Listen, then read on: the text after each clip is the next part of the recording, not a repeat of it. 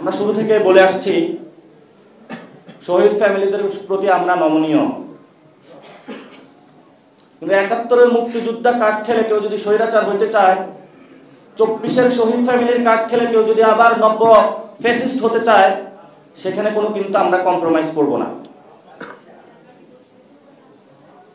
আমরা ওই সময় দেখেছিলাম ৭১-এর পরে যারা সত্যিকার মুক্তিযোদ্ধা ছিলেন, যারা সত্যিকার অর্থে সাম্য, মানবিক মর্যাদা, ন্যায় বিচার চেয়েছিলেন, তাদেরকে এক পাশ কেটিয়ে নতুন কিছু কম্বল চোর আবিষ্কার হয়েছিল, চোর বাটপার আবিষ্কার হয়েছিল, যারা মুজিব পাই বলে সারাদিন মুখে ফেনা তুলেছিল, তারা বাংলাদেশটা একটা ফ্যাসিজমের দিকে নিয়ে গিয়েছিল।